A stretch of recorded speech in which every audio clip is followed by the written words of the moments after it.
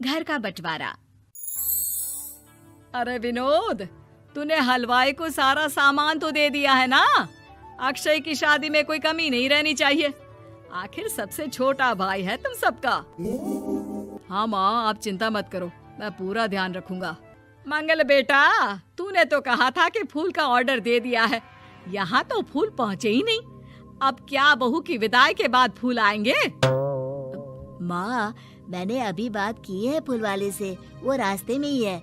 आप किशोर भैया से क्यों नहीं कहती कुछ करने को? किशोर पहले ही मेरे बताए काम कर रहा है। पास के सभी रिश्तेदारों और मोहल्ले वालों को कार्ड वही तो देकर आया था। रिसेप्शन के लिए हॉल भी उसी ने बुक किया था। टेंट कुर्सी वालों को भी तो वही देख रहा है। पर कई मोहल्ले वाले तो हमारे भरे पूरे परिवार से जलते भी हैं। उन्हें बुलाने की क्या जरूरत थी? बेटा, शादी ब्याह में तो बुलाना ही पड़ता है, नहीं तो लोग क्या कहेंगे। दादी दादी देखो ना, हलवाई अंकल हमें लड्डू नहीं दे रहे, आप इनको डांटो ना। अरे चैन सुख दे देना बच्चों को लड्डू, क्यों तंग कर रहा है इन्हें? बीबी जी, मैं कहाँ मना कर रहा हूँ, लेकिन लड्डू बनते ही ये बच्चे उठा उठा कर खा लेते हैं। अरे मैं तो इन्हें थाल में रख के परोस भी नहीं पा रहा। भागो, अब कोल्ड ड्रिंक पीने चलते हैं। भागो भागो, अब कोल्ड ड्रिंक पीने चलते हैं। जैसे कि आप देख रहे हैं, आज इस घर के सबसे छोटे बेटे अक्षय की शादी है। घर में बहुत चहल पहल है। कुलभूषण की बीवी कमला को फुर्सत ही नहीं है कामों से, लेकिन कुलभूषण और घर के बाकी लोग कहाँ हैं? आइए देखते हैं। अजी, आप यहाँ आराम से बैठकर गाने सुन रहे हो और घर में अभी तक इतने काम बचे हैं करने को। अरे भाई, मेरे सबसे छोटे बेटे की शादी है, इसके बाद तो मैं अब चिंता मुक्त हो ही जाऊंगा। और फिर घर में तुम हो, बेटे बहुएं हैं, तुम लोगों के होते हुए मैं क्यों काम करूं? मैं तो शान से बेटे की शादी में जाऊंगा तैयार होकर। अरे ठीक है, अब आप आराम ही कीजिए। एक बार अभिषेक की बीवी आ जाए, फिर मैं भी आराम करूंगी और मेरी चारों बहुएं पूरे घर की जिम्मेदारियां संभाल लेगी। इतना कहकर कमला वापस अपने काम में लग जाती है। बेटा भी, तू अब तक तैयार नहीं हुआ? किससे बात कर रहा है फोन पर? तैयार कैसे हूँ? सैलून जाने से तो आपने मना किया है, क्योंकि मुझे हल्दी लग चुकी है। भाभीयों को देखो, सुबह से पार्लर में है। अक्षय की शादी हो जाती है और नंदिता बहू बनकर घर आ जाती है, लेकिन इस घर की खुशियों को मानो किसी की नजर लग गई थी। नंदिता के आने के बाद आए दिन घर की शांति भंग होती रहती। अपने माँ बाप की इकलौती बेटी को इतने बड़े परिवार की जिम्मेदारियां कहाँ संभालनी थी। अभी देखो ना, मेरे हाथों की मेहंदी भी अभी नहीं उतरी है और तुम्हारी मम्मी ने मुझे घर के कामों में लगा दिया। मैंने सोचा था कि घर की सबसे छोटी बहू होने के कारण मुझे सब पलकों पर बिठा के रखेंगे, पर यहाँ तो पलक झपकने की भी फुर्सत नहीं मिलती। देखो नंदू, शादी के पहले ही मेरे घर वालों ने तुम्हें और तुम्हारे पेरेंट्स को बता दिया था कि मैं जॉइंट फैमिली में रहता हूँ, तो फिर अब ये शिकायत क्यों? और फिर तुमसे पहले मेरी भाभी भी तो आई थी शादी करके, उन्होंने तो कभी कुछ नहीं कहा। नंदिता तब तो चुप हो जाती है, लेकिन ऐसा बहुत दिनों तक नहीं चलता।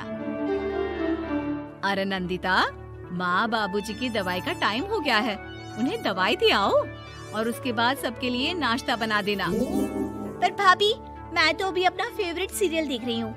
प्लीज मेरी जगह आप कर लो ना ये काम। ठीक है, मैं तेरी जगह माँ बाबूजी को दवाई दे आती हूँ और नाश्ता बना लेती हूँ।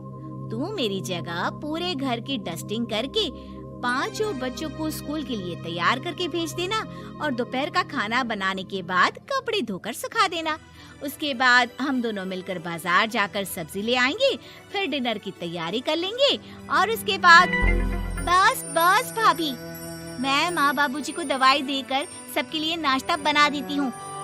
हे भगवान, ये कहाँ लाकर फंसा दिया मुझे। मेरे घर में तो गिनती की 8 रोटियाँ और 2 सब्जी बनती थी और नाश्ता निपट जाता था।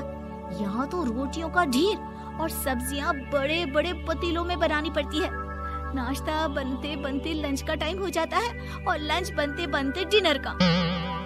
अभी मुझ में तुम्हारे पूरे परिवार का नखरा उठाने की और ताकत नहीं बची। मैं ऐसे नहीं रह सकती। अरे तो क्या चाहती हो तुम? मुझे अलग रहना है बस। तो ठीक है, हम कल ही शिफ्ट हो जाएंगे किराए के घर में। इतना बड़ा घर होते हुए हम किराए पे क्यों रहेंगे? ना जी ना, घर में ही दीवार खड़ी करो अपने हिस्से के आगे। घर के साथ साथ घर की खुशियों में भी दीवार खींच जाती है। ऐसे ही कई महीने बीत जाते हैं और नंदिता माँ बन जाती है। बच्चे के आने से अभिषेक के कंधों पर खर्चों का बोझ आ पड़ता है। अभिषेक का बोझ कम करने के लिए नंदिता भी पार्ट टाइम जॉब कर लेती है, लेकिन इससे उसके सर पर नौकरी, घर और बच्चे की जिम्मेदारी बढ़ जाती है। नंदिता, ये क्या है? तुमने घर भी ठीक से साफ नहीं किया, ना ही मेरे कपड़े धुले हैं। चिंटू के बाल भी कटवाने जाना था, देखो उसके बाल कितने बढ़ गए हैं। अरे करती क्या हो पूरा दिन तुम? मैं करती क्या हूँ? तुम्हारा नाश्ता और लंच बनाने के बाद चिंटू को डे केयर सेंटर पर छोड़कर आती हूँ, फिर खुद ऑफिस जाती हूँ। पूरा दिन काम करके आने के बाद बिना आराम किए बाजार से सब्जियाँ लेकर आती हूँ, घर आकर खाना बनाती हूँ, चिंटू को देखती हूँ और क्या करूँ मैं? तो किसने कहा था अपने सर पर इतने काम लेने को? मत जाओ ऑफिस। ऑफिस जाए बिना घर के खर्चे कहाँ से पूरे होंगे?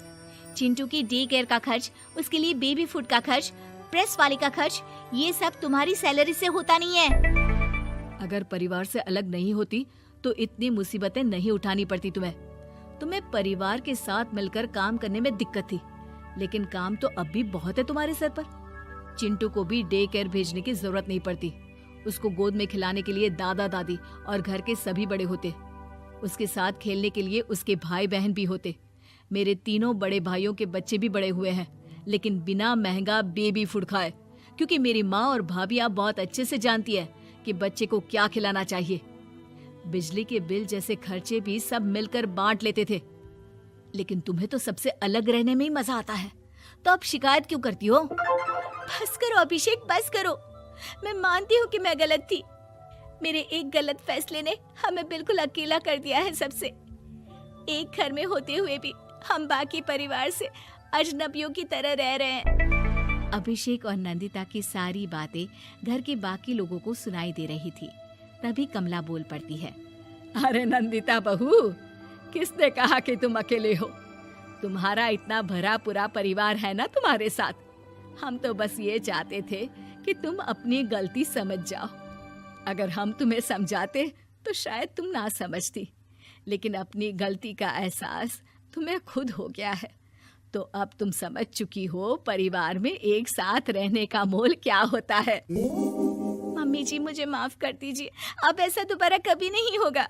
अरे माफी बाद में, पहले मेरा पोता जरा मेरी गोद में तो दे, और तू जाकर सबके लिए चाय बना ला।